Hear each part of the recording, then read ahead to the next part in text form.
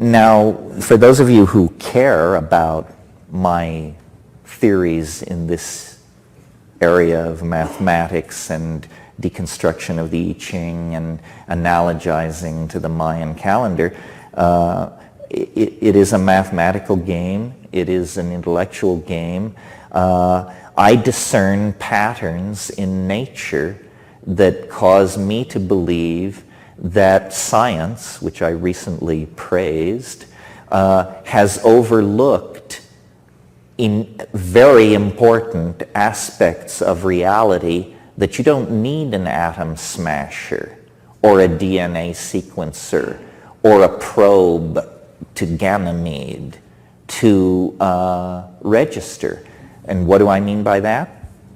Science has overlooked two aspects of nature that as you sit here, I believe you can hear my case and that you will find in my favor. Here's what it is. The first thing which science has not taken on board is the fact that as you get nearer and nearer the moment in time that we call the present, things become more and more complicated. Now that may seem like a trivial statement, but there's no reason for the universe to work like that. Why does the universe go from simple to complicated? Why do you get, at first, moments after the Big Bang, an ocean of free electrons at such a state of temperature and energy that no molecular bonds can form? Atomic systems can't even form because the bond strength is overwhelmed by the thermal energy in the system. Then it cools down and atoms condense, a more complicated thing than electrons by orders of magnitude. Further cooling, further nuclear cooking of the most primitive elements, hydrogen and helium, in gravitationally aggregated masses called stars, cooks out the heavier elements. They emerge. They were never seen before until fusion began to occur in these hydrogen masses. And these fusion processes cook out iron, sulfur, carbon. Bingo! Carbon, molecules. Now, an order of magnitude in their complexity greater than atoms, as atoms are compared to electrons. And then, and I'm compressing 13 billion years of emergence here into 30 seconds, then out of the molecular soup you get long-chain polymers. Out of the long-chain polymers, you get molecular transcription systems, i.e. prebiotic stuff. Out of that, you get non-nucleated DNA. Out of that, nucleated DNA. Out of that, membranes, organelles, organisms, higher organisms, differentiation of tissue, our dear selves, culture, language, technology, and the eschaton. Now, why this is so obvious, I mean, leaving out the eschaton if you like, but all the rest of it is totally self-apparent. Why doesn't science take that on board as a major problem in the description of nature, the emergence of complexity? Well, you ask a scientist, they say, well, you see, these are separate domains of nature.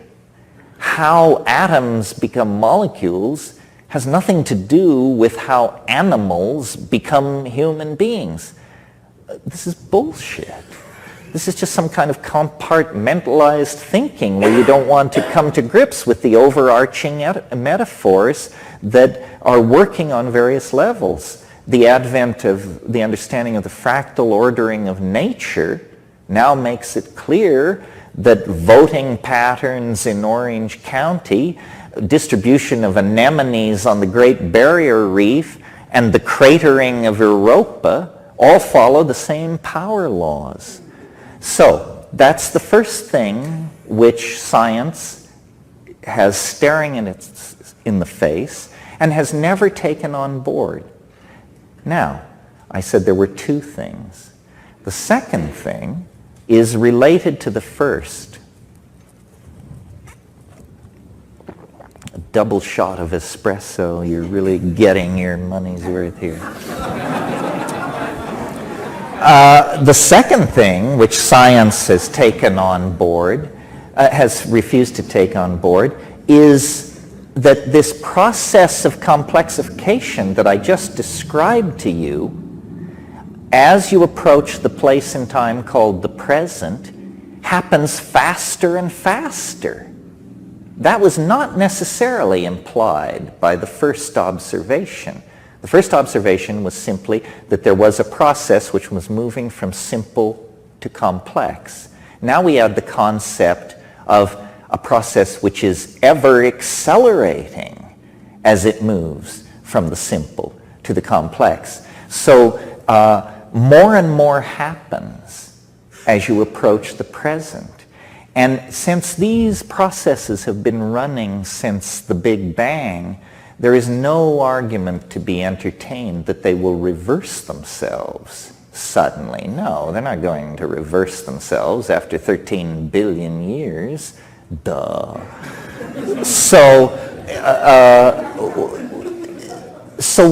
But the implication of that, carried to its ultimate extreme, leads to a conclusion most people find too wild to entertain. If the universe is evolving deeper and deeper into complexity, faster and faster, and if now in a human lifetime we can see a small portion of this curve, it no longer appears flat to us because of our nearness in relation, you understand what I'm saying? We can actually discern the curve. And so that means, I believe, that by extrapolating this process, we should then logically conclude that we are very near, relative to the life of the universe, we are very near to the place where this ramping up of complexity will become so excruciatingly rapid that more change will happen in a single week than happened in the previous 13 billion years. And that then there will come a moment where more will happen in a single minute than happened in the previous 13 billion. And then a moment will come when more will happen in 6.55 times 10 to the 23rd erg seconds. More will happen than has happened. And people say, well, but that's crazy. I mean, what kind of universe is that? Well, wait a minute. What's so crazy about this? Let's look at what the competition is peddling. What the competition would have you believe is that the universe sprang from nothing in a single moment for no reason. Well, now, whatever you think about that theory, in the interest of being awake, please notice that that is the limit case for credulity. Do you know what I mean by that? I mean that if you can believe that, you can believe anything.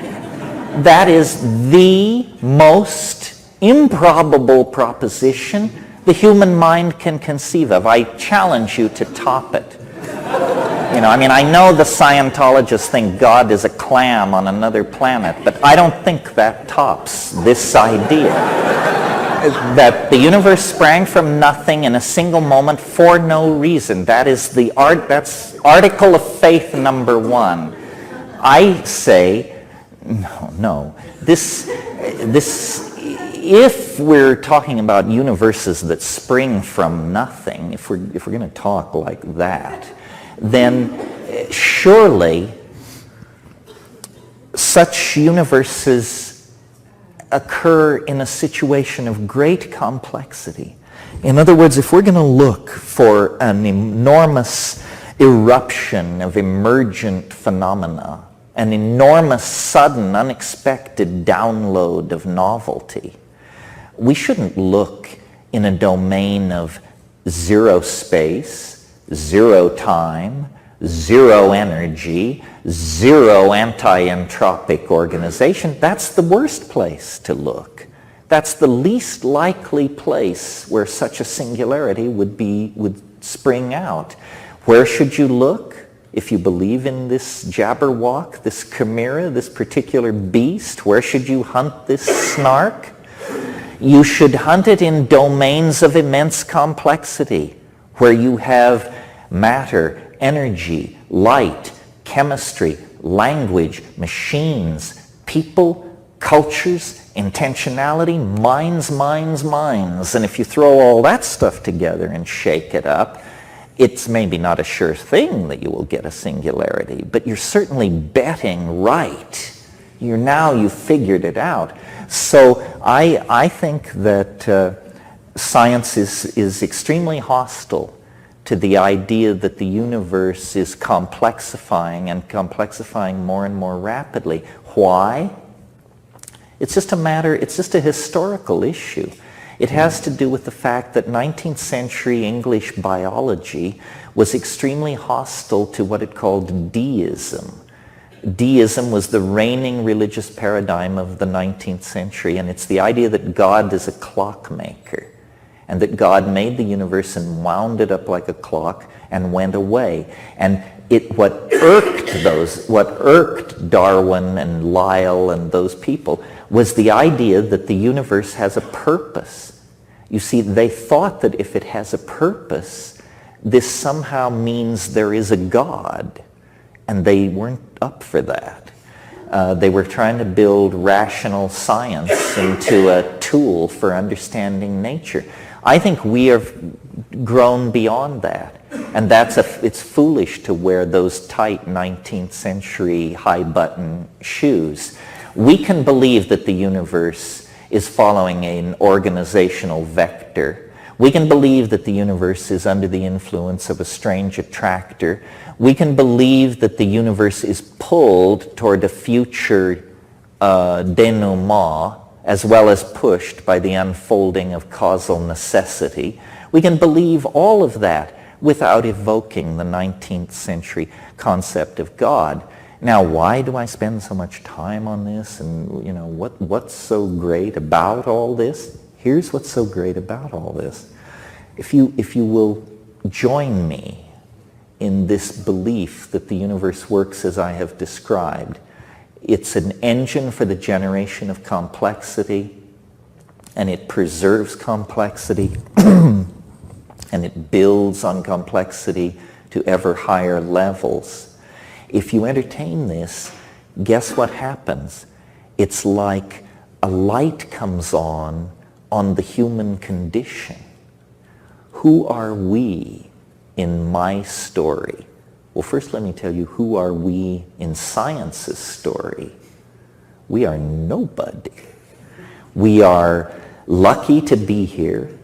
We are a cosmic accident. We exist on an ordinary star at the edge of a typical galaxy in an ordinary part of space and time. And essentially, our existence is without meaning, or you have to perform one of those existential pâté douxes where you confer meaning, or one of these postmodern soft shoes. But if I'm right, that the universe has an appetite for novelty, then we are the apple of its eye. Suddenly, cosmic purpose is restored to us. We left the center of the cosmic stage in the 13th century and haven't been back since. But this idea says, no, people matter.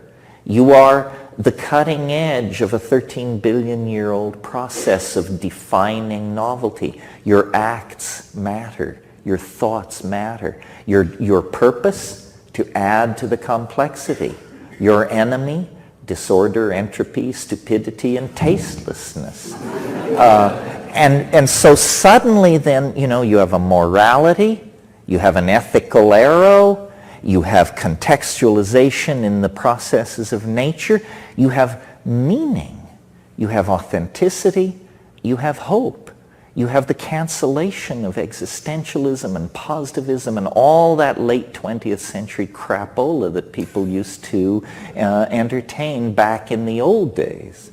So that's why I am so keen for the idea of novelty, because it seems self-evident. And we can argue about whether the eschaton will arrive in 2000 or 2012 or 3000. But I cannot believe that there is anybody in this room tonight who that the hardest thing to imagine is human history going on for hundreds and hundreds and hundreds and hundreds of more years. That's impossible. We see around us the processes that make of history a self-limited game. The clock's ticking, folks. Do you think we can do gene splicing and internet and psychedelic drugs and manipulation of our genetic material and star flight and atom antimatter and quantum teleportation and all these things? You can extrapolate that 500 years into the future? Don't be ridiculous. No, history is some kind of a phase transition. It only lasts about 25,000 years. Some people think that's a long time. Some people think it's a short time. It depends on where you stand. I think of it as snap. One moment you're hunting ungulates on the plains of Africa, and the next moment you're hurling a gold ytterbium superconducting extrastellar device toward Alpha Centauri with all of mankind aboard in virtual space being run as a simulation in circuitry. It's just first one thing, then the other thing. But now history, which lasts 25,000 years, is this weird period where you're neither fish nor fowl. You're not the hunting ape anymore, but you are not yet the 16-dimensional digital god, And in that transition phase, there is confusion, there is angst. But now we're at the end. We have I maintain anybody who's peddling angst and peddling pessimism and peddling all this stuff is just, that's so 2 minutes ago.